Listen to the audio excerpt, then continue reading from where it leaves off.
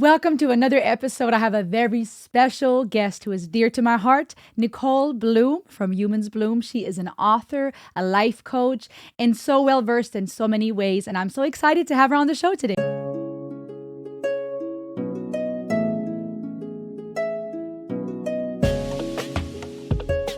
We welcome Nicole. Hi, thank you so much for having me. It's an honor, it's a blessing, and I'm just ready to talk love and life and all the good things you have planned for us. I'm very excited. Let's talk a bit about what led you to what you do. Why do you coach? Why are you into writing? Why are you who you are? Thank you. I love it. I think that's a great first question. I've always been a poet at heart. Ever since I learned how to write, I was just matching words and rhyming, and it kind of just flowed out of me. And poetry is definitely how I feel life, the way that life closely speaks to me. That's where I hear the rhythms and the threading and everything of life is definitely through poetry. I love that poetry can be short and subtle, but it can still tug at something in you. So I think poetry is essential in life. And life coaching, what led me to life coaching was actually my own personal experiences, my own difficulties, my own challenges. And I kind of stumbled upon it on Netflix, I'm Not Your Guru by Tony Robbins. And it's just this light bulb went off in my mind where I got to be more engaging than just putting my poetry out there. I always wondered on the receiving end, did this change someone? Did they feel something? So through life coaching, I was able to take the opportunity to see the world through someone else's eyes, through their own mind, through their own pain and suffering, and having been there myself, I thought, what better way to help impact the world than to be there on just a human to human level. I love that. I love that. I can tell that you are passionate about what you do and why you do it. And I think it's so important to have a why, right? Um, okay, so you have a very unique name, Nicole Bloom. And I know in your work you sometimes refer to the concept of blooming. Why that name and what does that word mean to you? Thank you. I love that question. So Bloom is actually my middle name. It was a name I bestowed upon myself in adulthood. I felt that it just kind of represented who I wanted to be in the world. And it was just a reminder to myself that, I'm worth blooming and I too can grow through the dirt and through the weeds and I can become something beautiful myself. And that inspired my brand of coaching and mentoring and just what I have to give to the world is under the umbrella of Humans Bloom, so that serves up as a reminder to everyone else that they too are worthy of blooming. They too can become something beautiful no matter how dark or scary or painful life can be. It kind of just it kind of grew into that, just Pun intended. naturally. I love that. Naturally. Yeah. I was always fascinated by how nature can transform, and we're part of nature. And so, Nicole Bloom, I myself, and what I put out into the world represents transformation and transcendence, above all. I love that. And on that note, you guys, anyone watching, go check out Humans Bloom on Instagram. Go check out her website, humansbloom.com, if you want to connect with Nicole. I want to get that in there right away because you guys need to check out her content. There's so much peace in her posts. There's so much quality and so much to learn. And she has a lot for us also on Amazon. Before we go any further, I just don't want to lose the crowd that may sometimes rush through things.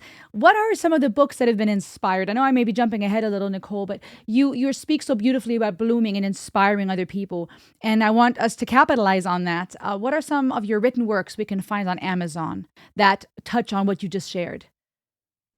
So my first book ever, 22, is called Humans Bloom. Of course, that had to be the name of my first one. So, I do love the idea. I have two books published right now, self-published, and ultimately they're about growth. They're about, life letting life uplift you. And Humans Bloom is about how nature is closely related to ourselves, how we can see ourselves in nature, how you can find bits and pieces of yourself in the sun and in the waves and in the wind. And it's very short and sweet and to the point. And I try to write it in a prose poetry form. So it's kind of like a conversation. So I've had a lot of great feedback on it so far. And if definitely you're looking for just, you feel like the spark in life is missing for you, I think Humans Bloom is a great go-to. And the second book I have self-published right now, which is also on Amazon, is Coming Home. And that's for when people feel lost, ways that you can come home to yourself. And I was a bit more vulnerable in this book. Although it's like every page is its own poem, top to bottom. You could cut in the middle, read from the end to the beginning, however you wish, but it's kind of like just the trail of how I found myself in hardship and in life, and how beautiful it can be, the good, the bad, and the ugly. And so far I have gotten very good feedback on that one as well, that they didn't know how to get someone to understand what they were feeling. They didn't know what after that looked like, after their own pain or their own experiences. So I would love if anyone checked them out, and it's on Amazon. You can get them in 2 days if you have the Prime. And I definitely think everyone should give themselves the opportunity to feel seen and feel understood and just reignite that spark that we all have. I love that so much. I could see a lot of our viewers really resonating with that. It's sometimes not overwhelming in a negative sense, but in a beautiful awe kind of sense when I keep realizing just how much we share that experience constantly in the comment section. So many people hungry for some type of purpose, to be seen, to find meaning. So I think a lot of people will find value in your work. And yes, guys, go check it out. Humans Bloom. I'll put the links all here so you can easily go to the description and go find it right now. You can always pause this video, go order your copy, and then come back and keep listening to us. Yes, and on my website as well, they can just say hello. I have literally like a say hello button in the middle. And even though I do coaching, I love just connection. I love just someone pointing out something that resonated with. I'm not the type of person that the second someone reaches out to me, I'm trying to sell myself. I trust that if someone wants my help, they'll ask. I'm just here to connect and talk and make as many friends on this planet as I can. So beautiful, Nicole. You are truly blooming. I love it so much. I love it so much. As we had talked about a bit, leading up to this conversation, as you know, I'm working on trying to explore mental health and technology, all things our emotional, our spiritual, our physical well-being in a day and age that is digital in so many ways. And I wanted to hear from you your perspective as a life coach, how you feel the digital age has impacted us and our sense of self, our emotional well-being. What is your experience? What are you perceiving right now? So for myself, my experience personally, I really believe that it depends on the user. I really believe it depends on age, purpose, and intention. So, where are we in our own stages of life? Why are we coming onto these platforms? And what's the purpose and the intention? Am I seeking this because of lack? Am I seeking this out of abundance to share something, to give something? And so I really believe that purpose and intention plays a very big role. And of course, coming onto these platforms at an age where we've already discovered self and we already have a healthy perception of the world, so that it's okay if we feel like we're missing out.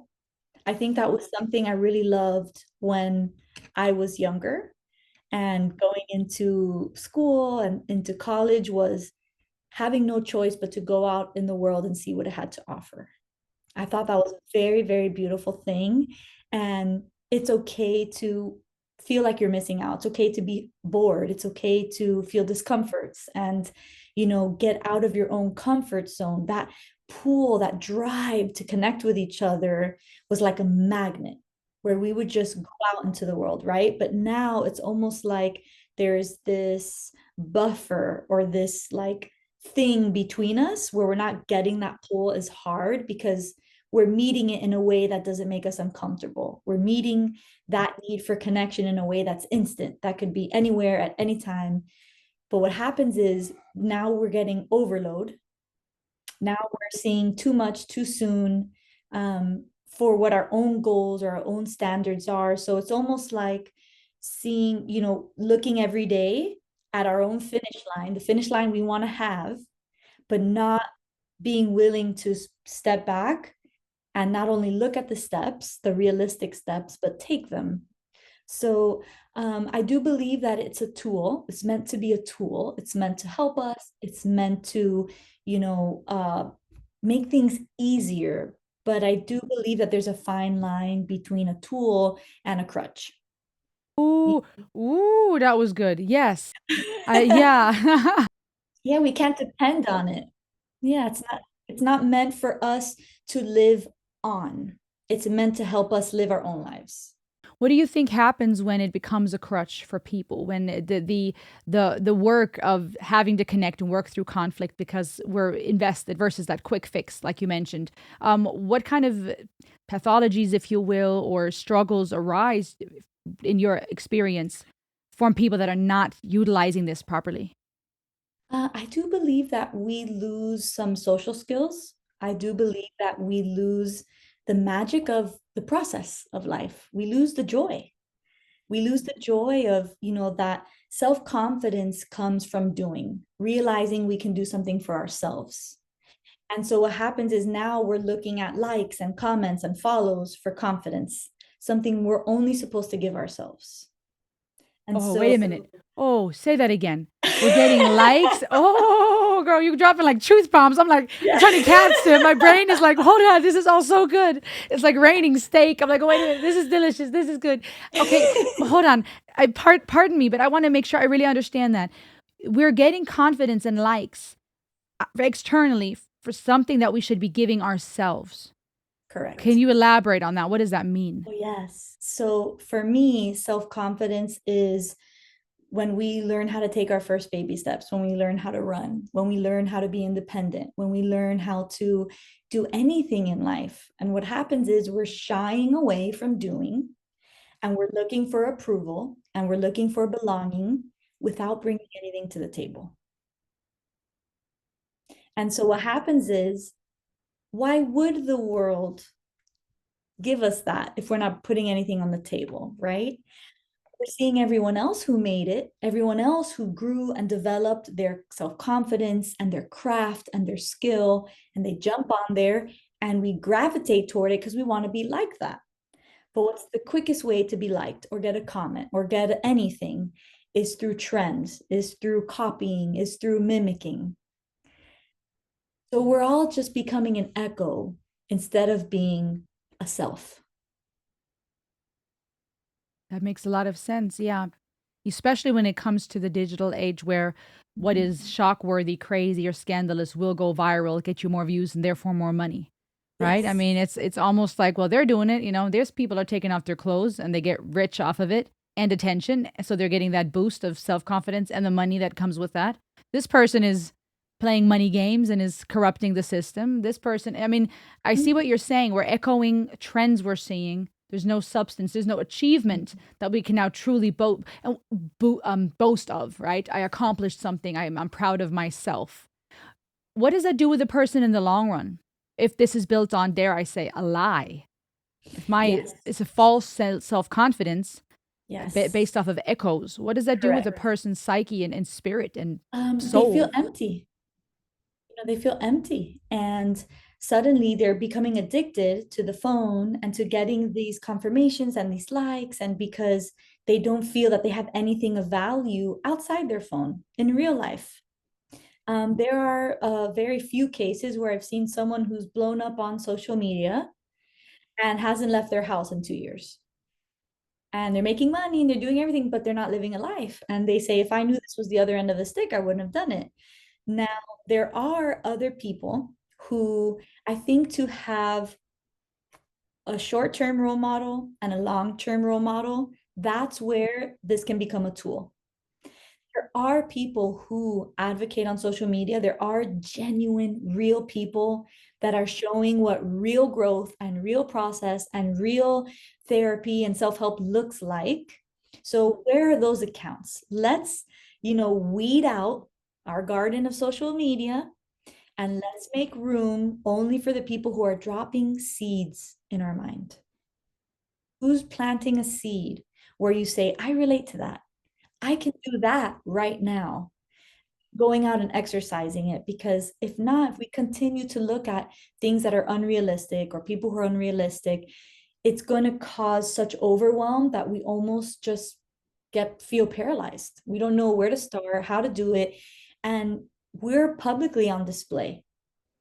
So it's like it used to not matter how many times you failed, but now for those who put their life on social media, now others are going to see when you fail, when you trip, when you fall, when you so now we're very hesitant.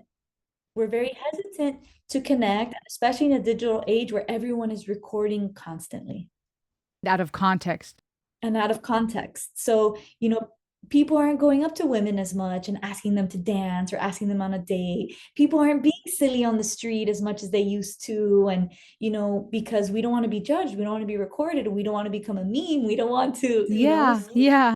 So we're shying away a lot from that. And I think that it can be very healthy if we use it as a tool, but short term and long term, we need strict boundaries. We need very little time of the day on the phone and going out and doing or connecting, or that I think is what's going to definitely give us a little bit of a balance for our mental health, but also just for our life, for our own growth, for our own experience of how we're living every day, being of value somewhere and to someone. I agree. And not feeling empty, like you said, is the Mhm. downfall, the negative Listen, side effect. I the agree. quickest way to remember how powerful you are is to help someone else. We'll say that one more time. The quickest way to remember how powerful you are is to help someone else. To say, you know what, if I feel empty right now and this, means nothing to me, I'm going to walk outside or to a coffee shop or a grocery. I'm just going to go somewhere and see if someone needs help with something, or whether you have an intention, a person on your mind, a family member, a friend that could really use you right now in any capacity. And the way that it fills you up again, because we're in here all day, we're in our mind. We're perceiving, we're thinking, not enough doing, not enough thinking and feeling from here. This doesn't need logic. The heart doesn't need logic. It needs connection, and it needs intention, and it needs a purpose. Love.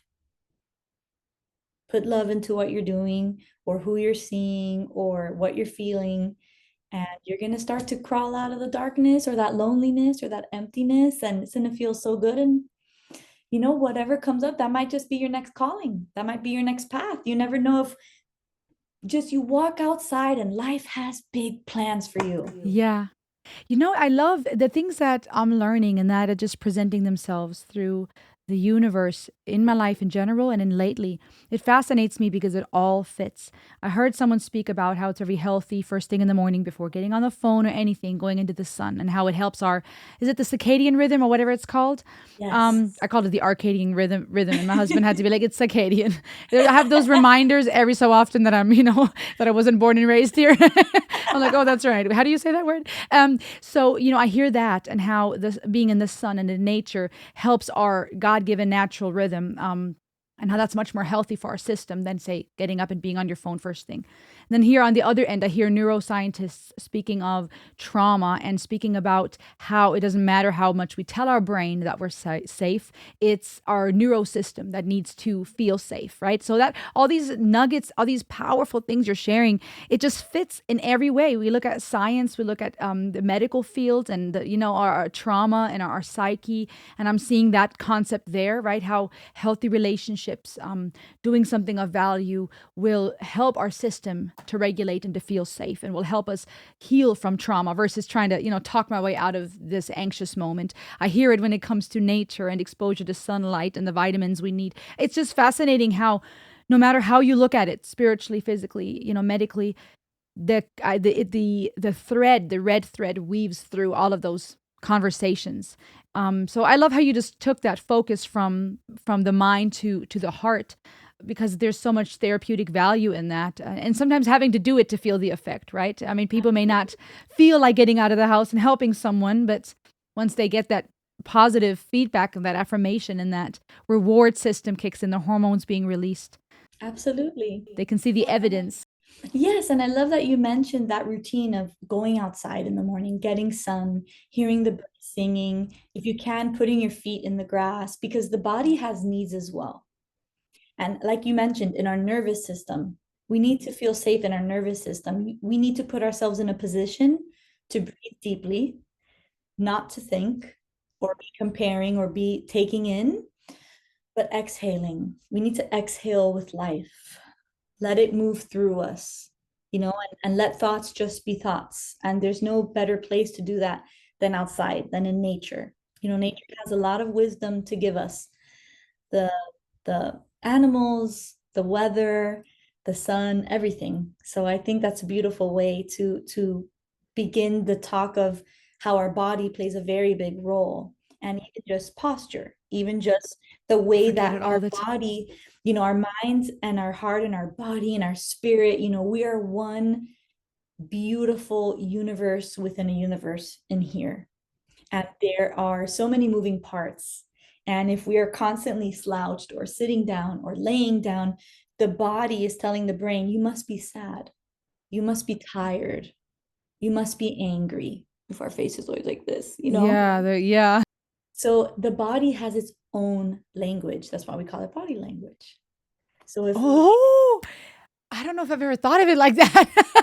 We use words all the time, not even yes, considering why we say it that way. the body has its own language. And so what happens is if I know I need to work on myself, my nervous system, my sense of peace, I'm going to sit upright. I'm going to smile, even if I have nothing to smile about. I'm going to stretch. I'm going to put a little pep in my step. And suddenly the body says, this feels good. We must be happy. And then it becomes almost like addictive to feel so good and just, allow your body to shift your mind. Not everything has to come from here. They each equally play a role together.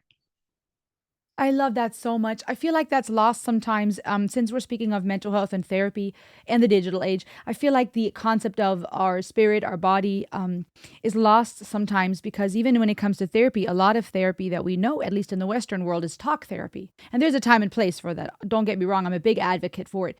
But even in conversation with other professionals, I've been realizing there's so much more healing that can occur than medicine for your body and talk therapy, right? Obviously, those are wonderful things as well, but there's something to be said about movement, about dance. I like talking to my audience about that sometimes, literally. Sometimes I just start dancing and it feels good, and I encourage them to get up if they're physically able Yes. to. There's something to be said about that part of the conversation that gets lost sometimes, I feel, even with social media, right? Because I see a post and it feels good, but it's still a spoken or written word that now comes into my mind. There's not much movement going on, not much of that cathartic, crying or laughter and all the things that my body needs to release and process. Absolutely. Yeah, and our mind is usually, its number one role is instinct, observe, protect, analyze. Like it's a tool for us as well. It's our computer system or whatever you want to call it.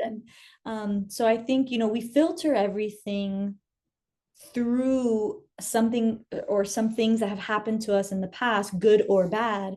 We have all these filters that we can rewire, or all these wirings that we can rewire through positive body language, through dancing, through daily routines and practices, and even having, being conscious about our thoughts. There's a level of consciousness and awareness. We don't want to be too aware where we observe every little thought. There are some thoughts that are meant to pop in there that make no sense whatsoever and just keep on drifting by. Yeah, yeah. It's just the It's like, computer going through process. yeah. So I wouldn't say we have to question everything and analyze and be aware of every single thing in our mind or in our life, but the ones that are reoccurring, the ones that have an emotional punch, why does that keep coming up? Why did I feel something so deeply, good or bad, when that came out? Is it calling me? Is my subconscious trying to speak to me about something? And other times we just remember certain thoughts or past experiences that maybe hurt a little bit because our mind is just trying to protect us. So a lot of times we have to say, I'm okay. Don't worry, brain. We're okay today. That won't happen again. Sometimes we need to give our own instinctual nature, let our intuition be a little louder, speak up a little bit, or our sense of spirit, sense of self, and say, I'm okay. Because sometimes people will think there's something wrong with them if they keep thinking about things they don't want to think about. Oh, absolutely. Oh, I can relate to that And personally. it's so normal. I didn't, it's crazy how much that is prevalent until someone helps you realize that. I've had to work through that in therapy and still I am at times, my tendency to catastrophize, right? Because I had to learn to always be on guard and, so there's so much value in what you're saying. I think many people can relate to that. Even the way, speaking of the digital age, even the way that we listen to, say, a video or read a post, right? We may even read it through that 100%. lens and be like, oh, Yes. wait a minute, I don't like what she's just said there. And it could just be a trauma speaking or a trigger and having to go, no, Of this is not, course. Rosalie is not your mother. She won't hurt you because we have those tendencies, right? We project, we transfer, we go, why do I not like this person? I can't put my finger on it versus realizing we're safe. It's okay. This will be for our good, whatever it 100%. may be. 100%. And I think also having the courage and the willingness to look for hidden messages. Things are not always as they seem. Someone's triggering us again from across the room for a reason. Things we're seeing are for a reason. Things we're hearing for a reason. So if there were an underlying message that were to benefit me from the environments or the experiences I'm not resonating with, what would they be? Am I willing to dig deeper? How do you think people can find a way to dig deeper in that situation and to come to the correct conclusion, right? Let's say you're Mm. saying things are not always as they seem, and my brain now wants to go, okay, it's not what it seems, it's worse, right? Or, that person is not the enemy, Yeah. this one is, like how can we get deeper to what it actually is if things are not as they seem without Mhm. now being misleading ourselves or still Yeah. operating from fear? That's a great question. I feel that we all have archetypes within us, which I've also learned through coaching. And for anyone who doesn't know, I did study under Tony Robbins' personal life coaching schooling that he has with Chloe Madonna's. Highly recommend it for anyone out there looking. So there are different archetypes within us because we're multidimensional. We are not linear, nor is life. And so sometimes, whether it be our hormones, whether it be our environment, the archetype, the environment, and the circumstance summons the archetype. And so I believe that it's easier if we are aware of these archetypes, even if we create our own, right? There is either a warrior, a magician, a lover.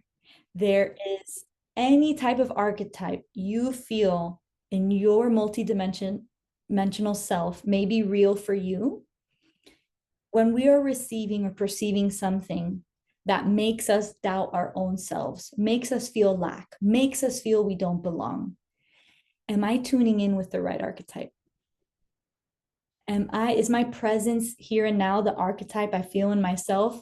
If one were to be present right now, not liking this, which one would it be? And which one do I need to summon so I can be my highest self right now? So I can move forward from whatever it is that I feel is blocking me from the experiences I want to have.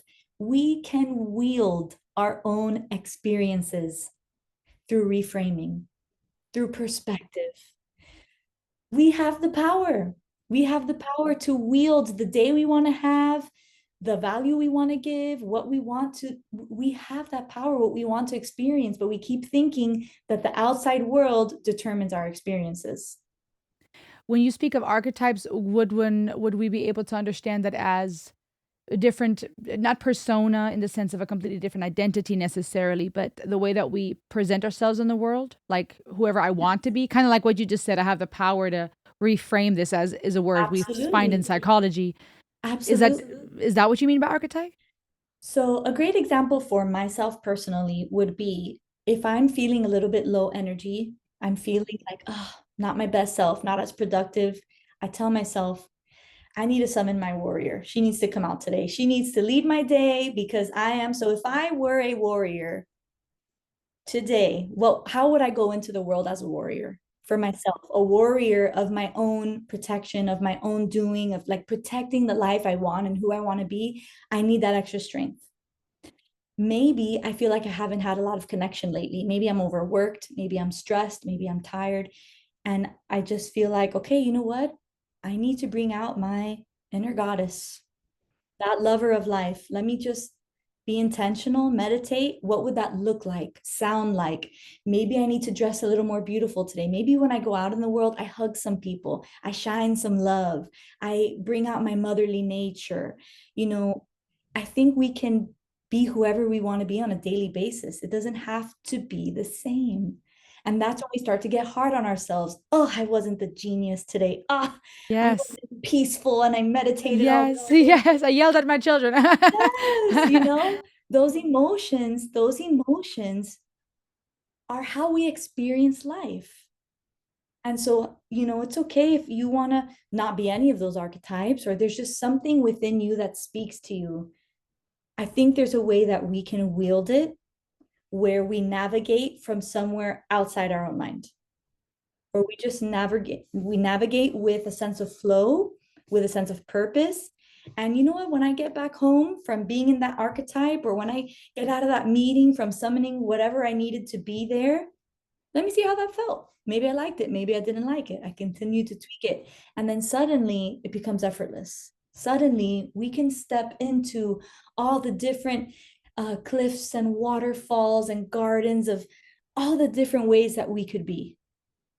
And then it becomes effortless. You flow with life. You know that every day won't be the same. You won't be the same every day. People you hope will be the same every day won't be, because they are their own spinning, revolving universe of self, experiencing what they want, how they need to. And sometimes that means we have great emotions. Sometimes it means we have difficult emotions, but we can still be who we want to be despite that, despite what's going on in the outside world. We are the ones experiencing through this lens. Yeah, that makes sense. I like how you bring it back to the fact that we have the power because as you share, my mind is tempted to go, well, what if I feel like I need to bring out the inner warrior, but I don't want to? I just do that because it's expected of me, because I'm supposed to. I was told through my childhood or my life to get my act together. So I feel like I'm supposed to bring out the warrior. I like how you bring it back to power. Would that be the remedy to that tendency to now try to bring out whatever we think we're supposed to?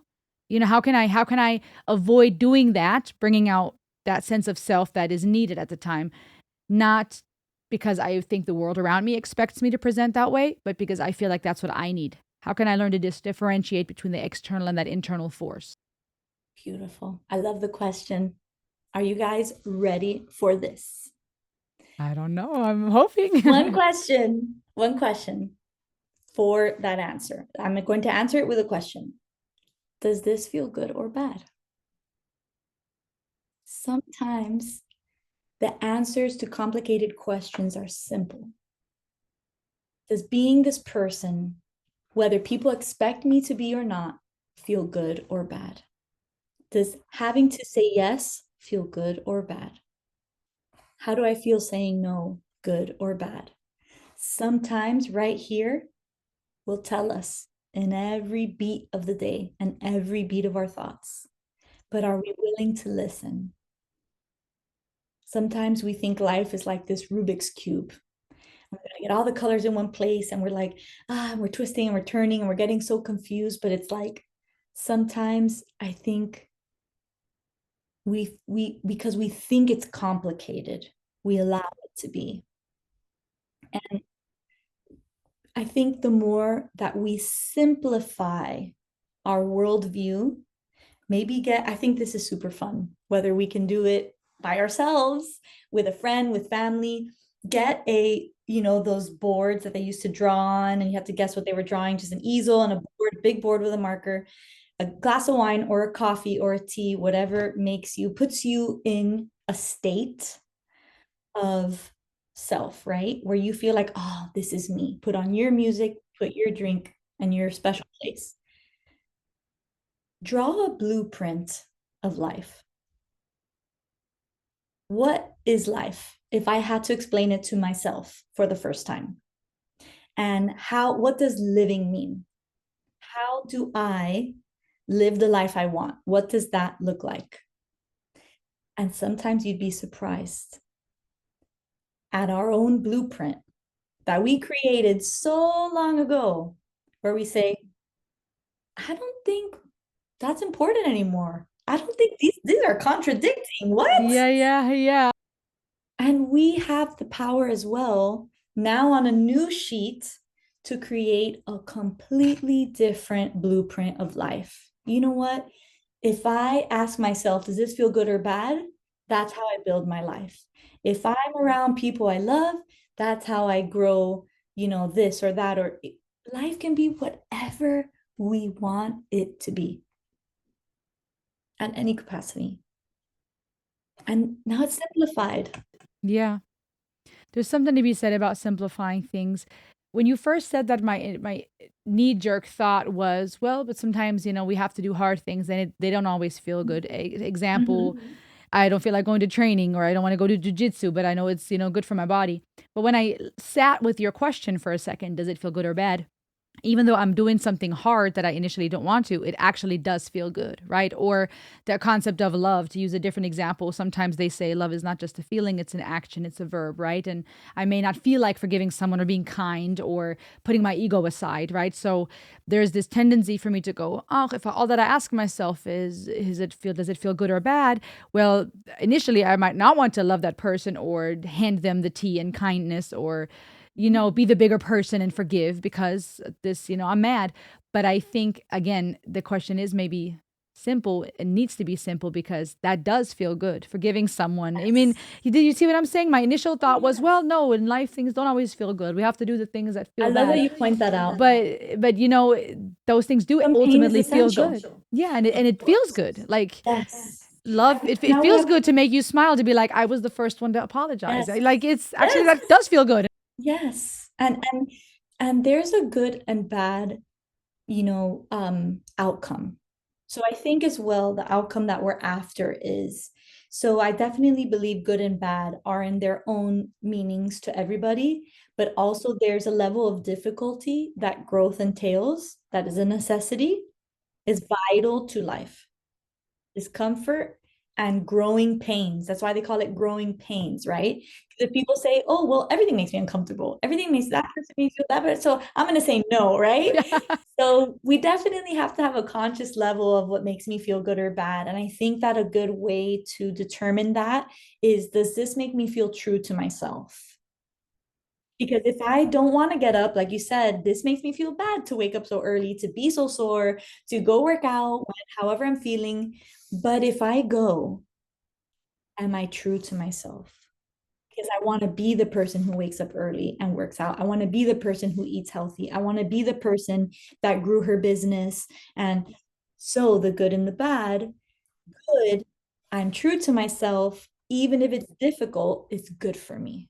I see what you're saying. I like how you summarize that, which makes sense, right? It's a different idea of good. And your observation of it allowed me to elaborate a little more, right? Because sometimes with my overly cheerness, people are like, life's not all rainbows and sunshine. Yeah. No, Yeah. I feel like I understand what you're saying. It just leads to these questions in my mind of what does that practically look like? I love So I that. love how you elaborated on that. But there's something to be said about bringing it down to the simple. Um, so Yes. I like how you answered that with a simple question, which takes self-reflection, and that again, I guess, takes slowing down, not just being over stimulated with social media, but being present enough to ourselves. And speaking of that, speaking of being present to ourselves, to one another, and the idea of connection, even right now, right? We're separated by screens. And for those who don't know, Nicole is actually not just an amazing human being, but she happens to be related to me. It's my cousin. So I am just honored that you're speaking to me. And I know some might say I'm biased, but I'm a fan of yours, with or without the bloodline. And I feel a connection to you, right? Family relations aside, you share things that are powerful to me. There's a lot of joy about you, a lot of depth. I'm a sucker for that anyways. You're right up my alley with that. Do you feel like people can have genuine connection through a screen? If we weren't, if we didn't have certain things in common right now like we do, or we weren't related, things that people may use to dismiss our connection. Do you think true connection is possible in this digital age? And if so, how? Mhm. I do believe that, again, a screen is a tool. I do believe it can be effective. However, I do believe that connection is true and authentic when we are in the same vibrational waves of one another. When hands touch to shake a hand, we are within the vibrational pool of a person, which is typically 4 to 5 feet, maybe even 6, right? We have an energy to us, an aura to us. And when we are within each other's vibrational energy, it is so much more impactful when we see eye to eye, right? And although the brain truly doesn't understand that the screen is a screen, it will perceive it as real, whether that's a movie or social media content, or that's why we have these reactions as if it were real, because the body is receiving it as real. Right. But there's something, it's almost like looking at the sky through a screen and looking at the sky with your own eyes. I like that example. It's very different. And so I believe that any way that we can do as much as possible in person with one another, the better, because that reaches the soul. I don't believe screens reach the soul. I believe they inspire the soul. I believe that they can be encourage us and move us forward, and they have so many benefits. But what touches the soul are the places we go in person, the people we see in person, the conversations we have in person. I mean, there's nothing like it. There's And nothing like it. I like that you pointed that out because if we truly believe that we are holistic beings, which I believe we are, right? We're not just empty walking bodies or floating spirits, and we are holistic, then even when it comes to our senses, the ideal experience is to experience multiple of them, ideally seeing, tasting, hearing, feeling, or at least a few of them, depending on our physical abilities. So if it's all just a screen, as of now, I'm only seeing. And there's no smell, no touch, no hearing. Well, hearing and seeing, I suppose, but That's a the great other senses are missing. That's a great point. The way the signature smell of a person, Yes, yeah. like, yeah, that's very true. When you walked through from the building, the parking garage inside, sometimes there's gardens of flowers and you're smelling the flowers, or you're seeing, something beautiful flies by you. Like, there are just so many things that interact with us that should be natural to us that we shouldn't live without. We can, but should we? That's what makes life so beautiful. I agree completely. And there is a pull in me a lot of times when I have a meaningful full conversation, this being an example, there's something in me that wants to be with you physically. I mean, I've had that in therapy, in virtual therapy, right? This feeling of connection, but then wishing I could be in the room with that person. Right now, I'm feeling it in real time. I'm loving talking to you, but I'm like almost want to reach through this screen and be like, I wish I could just hug my cousin and sit There's with her. something And missing. there's something missing. So that fits to what you said about the soul being inspired but not being Reached. reached. Yes. Okay. I do believe that to touch on healing, to touch on what that looks like for people, because I do know through the digital age and the societal pressures, and things are hard. Life was never promised not to be difficult, not to have its challenges, not to have its personal, storyline, right, for each soul that's here. But I believe healing to be when we see, think, and believe ourselves to be whole. How we see and think and believe about ourselves, that's healing. And no one can give it to you or take it away from you. So it's like, what are we doing? And I think that can be in whichever way feels freeing or grounding in the aftermath. Because not everything that is going to lead to healing is going to be a fun ride. That is so true. Oh my gosh. But the aftermath, if we did that Pilates class, or we went for that run, or we did that therapy, or we looked in the mirror, which I've done before, and had a very hard conversation looking into my own eyes, the aftermath, was it freeing and grounding? Do I see, think, and believe myself to be more whole, closer to whole? And to me, wholeness is believing that you are good and that you are deserving of everything. That to me is whole. I feel like you're demonstrating so beautifully how the digital age can be used as a tool, because that's what you've said a few times now. And I love the fact that you are not pushing people towards, um, oh, you need to buy this, or you need to, talk to me to find peace. You keep pushing people back to yourself, which to me proves why people should go read your book and go connect with you and really have more of Nicole in their life. So Yes. again, people, humansbloom.com, go check out on Instagram, get the book on Amazon, the books. But there's this beautiful dichotomy I'm seeing here of there being this push to learn from you, to read your work and follow your posts because you're inspiring people, but you're doing it in a way by guiding the person back to themselves. It's such a selfless concept, that is so beautiful, versus capitalizing on a person's emptiness and saying, well, if you have me, then all your problems will be solved. You keep holding the mirror back to ourselves, and that's so powerful. And then perhaps that's the answer to that question. How can we use the digital age therapeutically? Because this video alone, you're giving me so many tools, and anyone listening, that I feel are a beautiful example of how it can be used for good. I suppose it's just that now we have to go do the work off screen, right? To see and find ourselves. That's the ultimate goal, to see ourselves in this world, to find ourselves and to gift it. And that too is, I don't charge anyone for life coaching anymore. I charge them for my time. It's time I can't get back, but everything I have to give, I give it in every time we talk, every time to me, I have a lot of wisdom. I don't give strategy. I don't give one, two, threes. I don't, because we know what we need. We just are we're in a fog, we're clouded, we don't know how to reach ourselves again or how to see the next step. And that's all it is. It's not meant to be a long-term thing.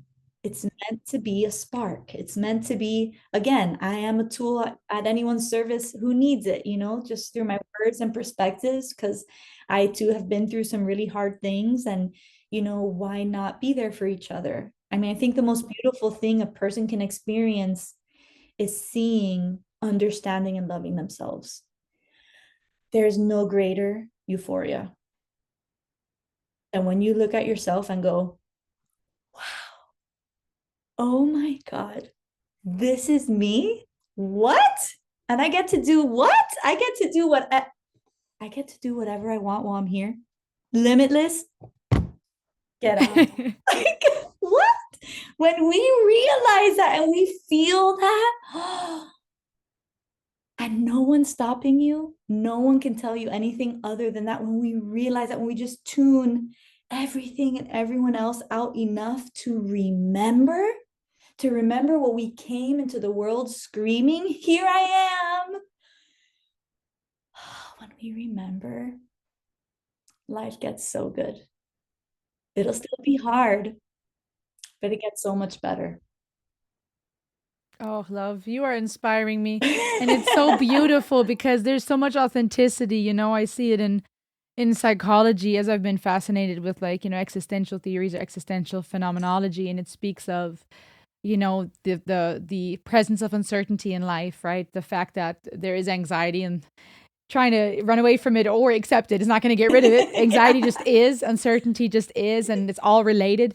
And then you speak with such authenticity, which is another concept in those theories about existence and existential phenomenology. It makes me think there is such truth when people speak of the power of authenticity, because as you share and as you seem so this is me, I mean, it is in the best possible sense, full of yourself in the sense of life, not full of yourself in the sense of arrogance, but in the sense of you are full of you are full of Nicole, you are full of life, of all things that you are and you're supposed to be. And it inspires me. And it's just, it's the best evidence for your approach, right? Because you're speaking of this in such a genuine way that it inspires me to want to have that for myself, right? It's a beautiful It's a beautiful way to prove, hey, this actually works, because your joy is ignites in me to go, oh, I want this, which is interesting because you're not talking at me or at the viewer going, this is what you should do to feel better. You're literally being you and sharing how you are happy about how you've discovered you. And it's so interesting. So almost paradox, right? Because you don't have to tell others what they should do. You're literally sharing you and yourself, and it makes me go, I like that. I want that for me in my way. Like it's beautiful. It's Yes. And I love when I connect. And thank you so, so much I'm honored, really, and touched always by your words and your perception of me. And I think it's a beautiful gift when someone can see you almost as you see yourself, you know? I think that's wonderful. And, I just think that there's no wrong way to do life. We're human. That there's no wrong way to do it, and we can have our own standards and we can have our own finish lines and our own, goals and things, but you can't do being human wrong. And I think that we can find a way to allow the digital age to bring us closer together um, by looking through fresh eyes and looking at everyone as their own art piece or masterpiece. So there might be a group of people. I'm in a certain place and I go, I've never really spoken with people who kind of are talking about the conversation they're having or who are expressing their own passions or why they're here or why they're here, or no matter where it is, if there is a person that is unique to me, no matter how different our beliefs are, I am so curious and intrigued. And I'm just like, I just have so much love where I'm like, tell me, show me everything you're yes. about, and it sounds cheesy and it sounds very silly. And, but I think that everyone has something beautiful to offer. I've never left a conversation with a person that is so different than me without a seed, a seed of love or a seed of growth or a seed of appreciation. Us having our differences is what makes us beautiful. Imagine if the earth was just one big desert land. But what makes earth beautiful is that different parts of nature speak to us. And that's how we are. We're our own masterpiece. And hey, maybe you can appreciate someone different than you, but you're not necessarily called to visit that type of community or conversation again. Hey, that's okay. you know we gravitate toward what calls us, toward how we are, but why not appreciate? Why not uplift, nurture every little person and part and community around you? I love that. You said something interesting, and I'd like to ask. You said there's no way of doing life wrong, right? We're all on this journey, our own masterpieces.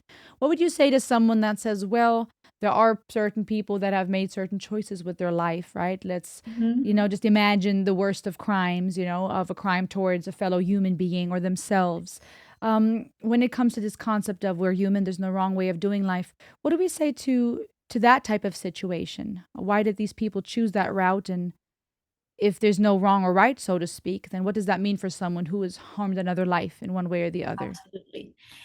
So I am definitely going to recommend the Book of Joy for anyone who is struggling with, the wrongdoings in life and the things that are dark in life that do happen. And I think it's a great question because, I might sound sometimes a little delulu.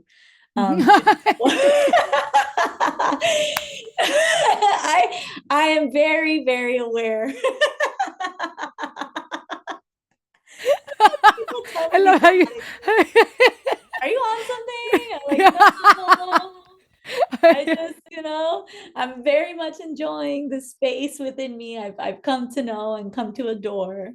But I do believe that we make mistakes. I do believe that we have regrets. I do believe that there are harmful ways to live, and there are harmful decisions, um, and I pray for those people. I do. And I pray for the world constantly, and I try and give where I can and how I can. And for whatever journey that they are cosmically on, I still believe that they don't know better than being human.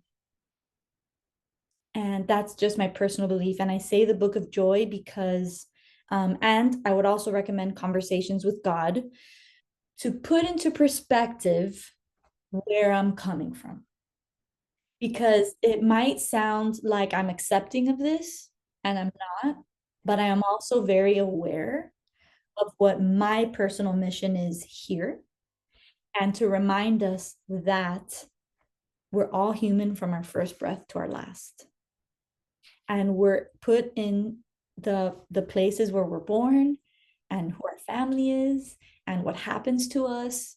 I do believe it's all for a divine reason. And I do believe that, you know, good will always prevail. I do believe that light will always love and protect and accept all. And I do believe that everything comes in balance and everything comes with purpose. And I think we wouldn't appreciate the love and light that we are without knowing what darkness looks like, without having a reason to be love and to be peace and to make a difference. And I do believe that those who undergo the worst of life, I do believe they are the most sacrificial souls.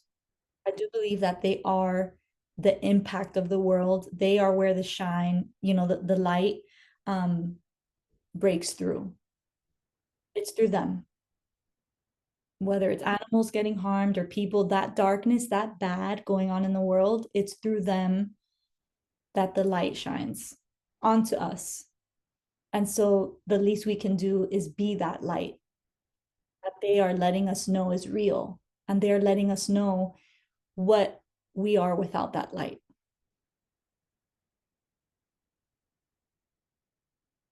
And I reached that within myself through a lot of Dalai Lama and a lot of Archbishop Tutu. And I really went to like the spiritual leaders of the world with these dark and heavy questions and concerns, and that was my personal outcome from that.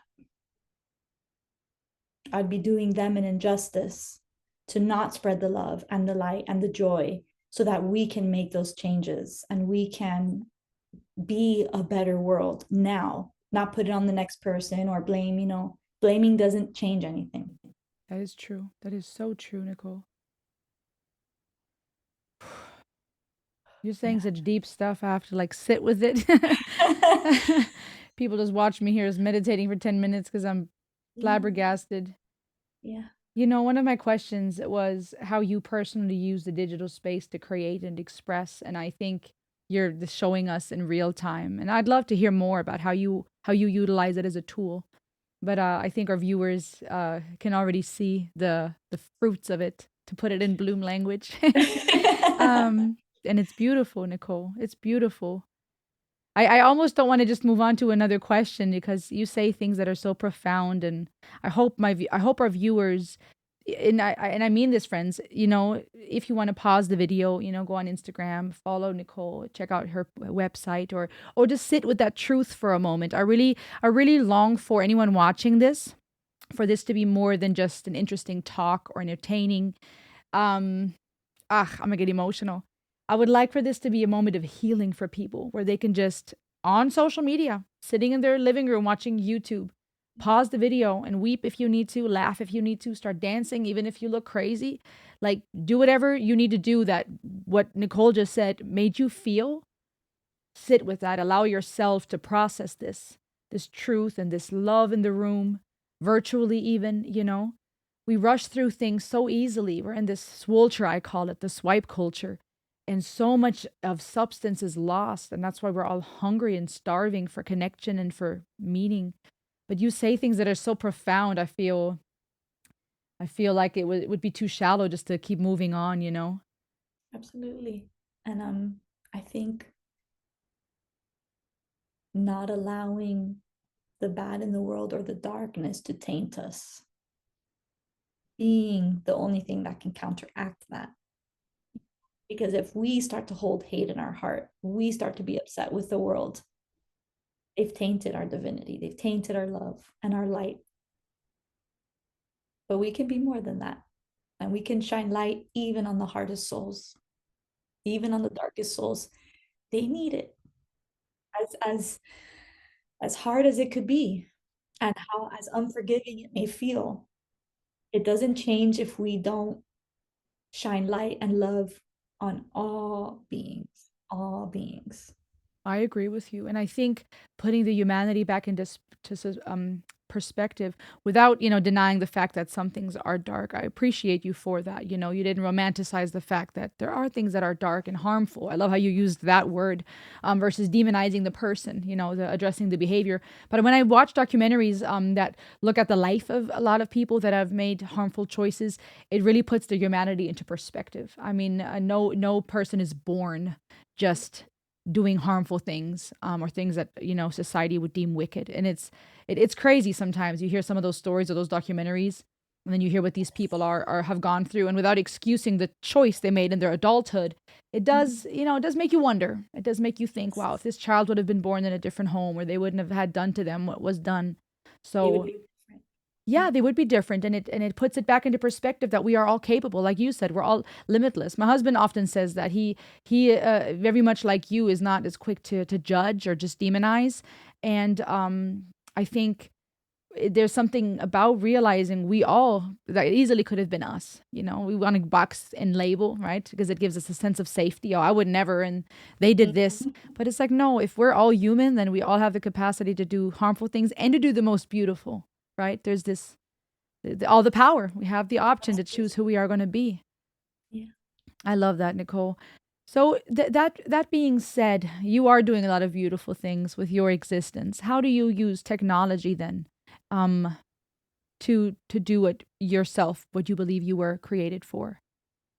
I really try and share what I'm feeling. I try and use it almost as diary style for the world to just step into my aura for a little bit, step into my worldview, see through my eyes, feel through my heart.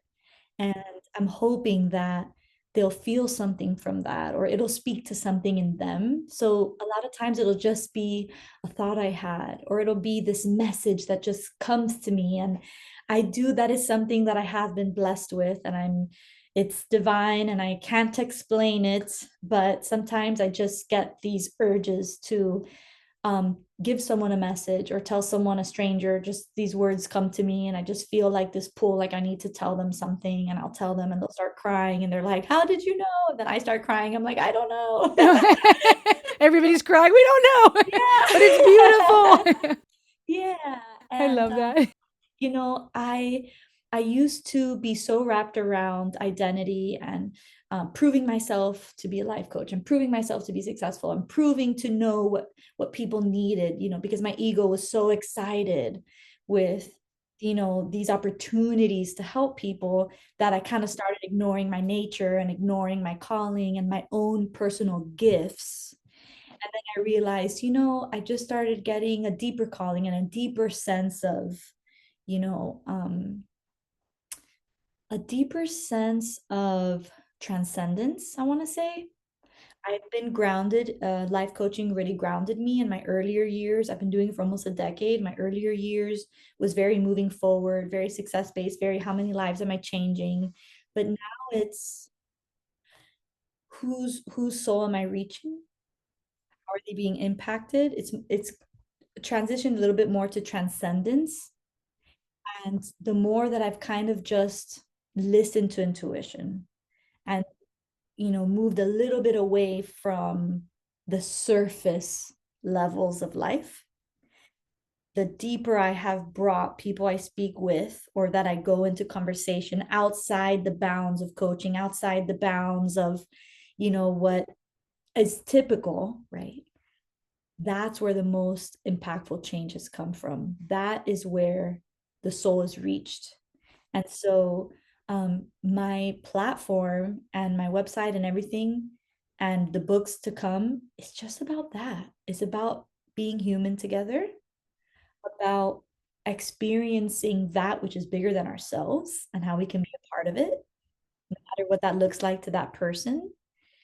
And just like you said earlier, being a mirror, being a reflection, helping them see and know and love themselves so that their experience of life, no matter the outcome, no matter the circumstance, is a life of joy and fulfillment and peace and appreciation and good doing, you know, just making the good and the bad art and making it something beautiful while we're here.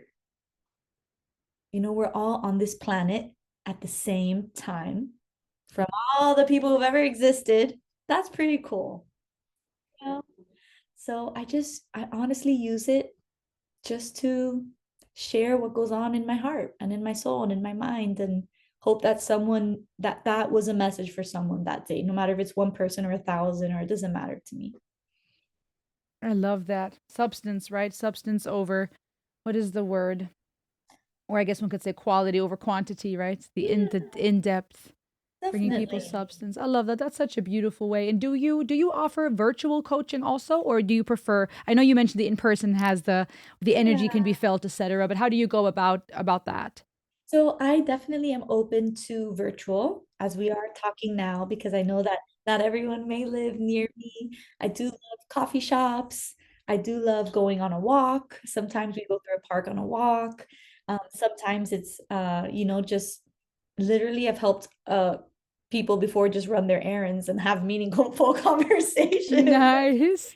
It's in whichever capacity they need. And sometimes it's on the phone, no video, and they're having a glass of wine, and we're just talking like as if we're best friends. Like it's so natural and easy, and whatever comes, like sometimes if it's too planned or too orchestrated, it's not as authentic. They feel like it's something that they have to get done. So believe it or not, I recommend in person or by phone, no video, because now they're concerned with how they're looking and the backdrop, and suddenly it's not so natural. It's just pick up the phone and answer.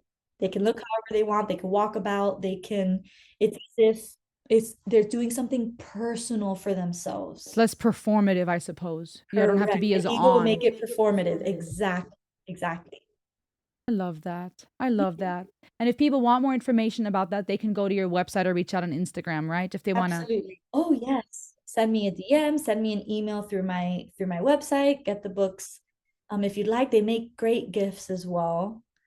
Sometimes we're not so easy to gift ourselves something. We might judge it too quickly, but when it's a gift to someone else, it's very meaningful to them. And I Oh, think if you yeah. don't gift it to yourself, you can gift it to someone else as well. That's a beautiful idea. I think that's a beautiful idea. If you could offer one guiding principle to our listeners, how to maintain their well-being in this digital age, in this hyper-connected world, what would it be, Nicole? It would be to slow down. It would definitely be to slow down. Stop and smell the flowers. I know, as cliche as it is. Next time it's raining, put everything down and go dance in it. Go outside in the middle of the night when everyone's sleeping and stare at the stars. Like, slow down, take in life. Go somewhere that's busy with life and vibrant with life, and look around. Listen, watch, observe. We don't always have to be the center. We don't always have to be, you know, the one on top or the one who's winning or the one sometimes we can just feel life potently when we find a way to be one with it. So I would say slow down, because time and life and everything, it passes by so fast. And like slowing down, you let it like you let life touch you. We're trying so hard to touch life and touch the world, and like let life wrap itself around you, because it will. But we're moving too fast for it to keep up sometimes. Right, which is ironic. We're in our attempt to hold on to life. Mhm. We are not touching it.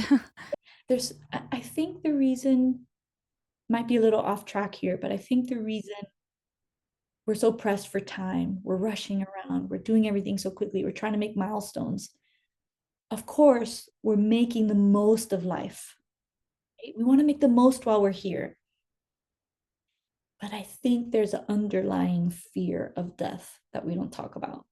Oh, girl, you speak my language. Hmm. So if I don't do this before I die, or if I don't do this, I'll die. If I don't, it's always. So I think something that might be life changing, honestly, that I'll leave it with this beside my guiding principle, which is to slow down, let life wrap itself around you, find ways to be still with nature in all different capacities, be one with it. Um, I would definitely say find a way that's true to you, that you're okay with, whether it's little by little by little or facing it straight on. If there's anything I can gift the world, is to not be afraid of death, because all it is a new beginning. All it is a transcendence.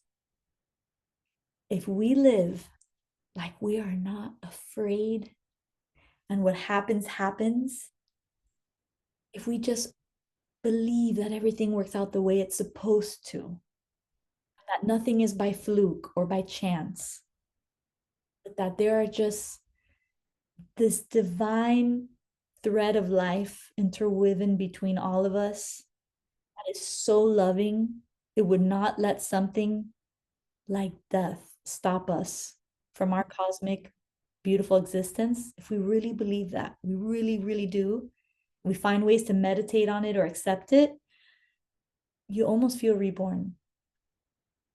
When I got to that place where I was just accepting and I just embraced it and I don't fear it, I really felt like I was reborn. I started living differently and loving a lot bigger and laughing a lot louder and taking bigger risks and just, you know, I slowed down. I definitely slowed down. I feel like what you said flows beautifully into maybe even answers partially the last question that I had for you today, which was that intersection between mental health, the digital age, and where we're headed in the Mhm. future with tech, AI and technology.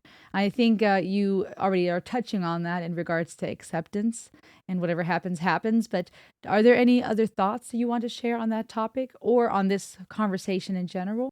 I do believe in a bright future. I do believe that the experiences of life and human nature may at first very well have been and may still be driving each other apart. But I do believe that there is a spiritual age coming. I do believe we are turning a corner in humanity where there is nothing else we could have conquered, nothing else we could have wedged between us. And I think once those beautiful souls who were destined to be here to figure out clean water and food sources and nature, taking care of this earth, when I believe all those roles only grow from here, I believe we're going to come to a meeting place where we realize that we're all going to be okay. Would that And include technology for you in your mind or um, AI even? I Yeah. believe it plays a role. I do. I do know it has definitely brought us together. Podcasts, documentaries, people's YouTube channels. I mean, for people to go online and see that there are communities of like-minded people, events, listening to people all over the world, real people, not just one channel or one, like there used to be, this is only bringing us closer together.